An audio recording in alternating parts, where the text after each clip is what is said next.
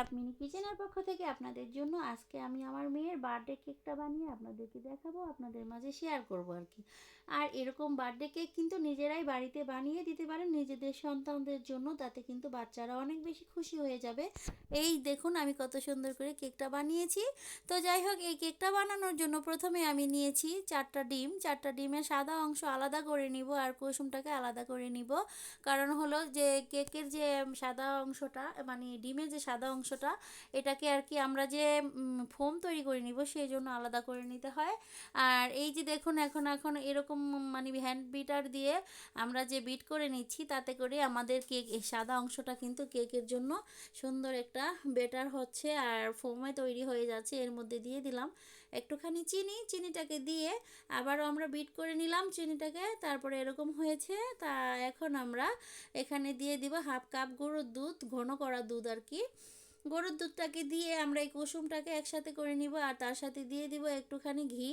এই ঘিটা জমে ছিল, তো এটাকে এখন আমরা গলিয়ে নিলাম। গলিয়ে নিয়ে তারপরে এই যে মেপে দিয়ে দিচ্ছি। তো যাই হোক, এখানে প্রায় 1.5 টেবিল চামচের মতো ছিল ঘি দিয়ে দিলাম। দিয়ে তারপরে এগুলোকে ভালো করে মিশিয়ে নিতে হবে। তো আমি এই যে হ্যান্ড বিটারটা দিয়েই মিশিয়ে নিব। এটা দিয়ে যেহেতু আগে একটু কাজ করেছি সেই জন্য এটা দিয়েই করে নিচ্ছি, তাতে করে তাড়াতাড়ি হয়ে যাবে মিশানো, এই জন্য এটা দিয়ে মিশিয়ে নিচ্ছি। তো তারপরে এখন এই যে মিশানো আমাদের হয়ে গেছে, এই পর্যায়ে আমরা দিয়ে দিব 1 কাপ ময়দা। 1 কাপ ময়দা দিয়ে আমরা একটু চেলে নিব, যাতে করে সুন্দরভাবে এই কোনো কোনো দানা দানা বা গুটি গুটি না থাকে, বা ময়দার মধ্যে যদি কোনো কিছু থেকে থাকে সেটা যাতে পড়ে যায়। আর এখন বেকিং পাউডারটা দিয়েও চেলে নিব। তো চেলে নেওয়া হয়ে গেছে আমাদের। এখন আমরা এটাকে ভালো করে মিক্স করে নিব। তো মিক্স করার পরে একটুখানি মানে শুকনো শুকনো মনে হচ্ছিল, সেই জন্য আমি আরও হাফ কাপের মতো দুধ দিয়ে দিলাম। তো টোটালে আমার 1 কাপ দুধ লেগেছে। আর এই তো এখন এখানে আমি যে আগে থেকে যে ফোমটা রেডি করে রেখেছিলাম ডিমের সাদা অংশটা দিয়ে, সেটাকে এখন অল্প করে মিশিয়ে নিব। অল্প অল্প করে এইভাবে করে ঘুরিয়ে ঘুরিয়ে মিশিয়ে নিতে হবে। এরকম করে মিশিয়ে নিলেই কিন্তু ফোমটা আর নষ্ট হবে না, সুন্দর থাকবে।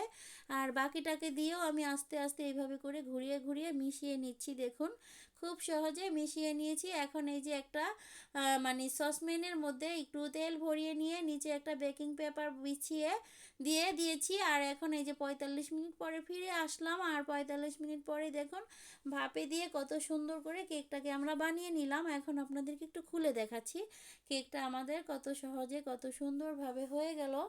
আর যেহেতু মনে করেন যাদের কাছে নাকি ওভেন নেই, তারা কিন্তু এইভাবে করে বেকিং করতে পারবেন, মানে ভাপে দিয়ে কিন্তু খুব সুন্দর হয় কেক। আর কোনো পুড়ে যাওয়ার কোনো চান্স থাকে না। এই জন্য আমার কাছে এখন এইভাবে বানাতেই বেশি ভালো লাগে, আর এই জন্য আমি এভাবেই বানাই। ওভেনে দিলে অনেক সময় উপরটা পুড়ে যায় না। আর এই যে নিচটা দেখুন কত সুন্দর একটা কালার এসেছে। আমি আর কি কেকটা যখন হয়ে গিয়েছিল, পরে আমি চুলাতে 1 মিনিটের মতো বসিয়ে রেখেছিলাম লো হিটে, তাতে করে এরকম কালার এসেছে। এখন আমরা এই কেকটাকে একটু ডেকোরেশন করে নিব, সেজন্য উপরের যে ফাটা অংশটা কেটে বাদ দিয়ে দিলাম। আর এটা আমরা এইভাবেই খেয়ে নিতে পারবো। আর বাকি যে অংশটা ছিল সেটাকে আমি দুটো ভাগ করে নিব, এতে করে মানে যে বার্থডে কেকের যে ডিজাইনটা হবে মাঝখানে একটা লেয়ার হবে সেজন্য। তো এই যে দেখুন কত সহজে কেটে নিলাম আর কত সুন্দর হয়েছে, ভিতরটা ছিদ্র ছিদ্র জালিযুক্ত। তো আমার এই কেকটা দেখে কেমন লাগছে, ভালো লাগছে কিনা, যদি ভালো লাগে অবশ্যই কিন্তু কমেন্ট করে বলবেন। আর এই যে দেখুন একটু সুগার পানির সাথে গুলিয়ে এটাকে সুগার সিরাপ বানিয়ে এখানে দিয়ে দিচ্ছি, এই জন্য এতে করে কেকটা কিন্তু খেতে অনেক বেশি সফট হবে। আর একটুখানি এই যে কেক বানানোর যে ক্রিমটা সেটা বের করে নিয়েছি ফ্রিজ থেকে। এখন এটাকে আমি এই যে বিট করে নিব, বিট করে ক্রিমটাকে তৈরি করে নিব।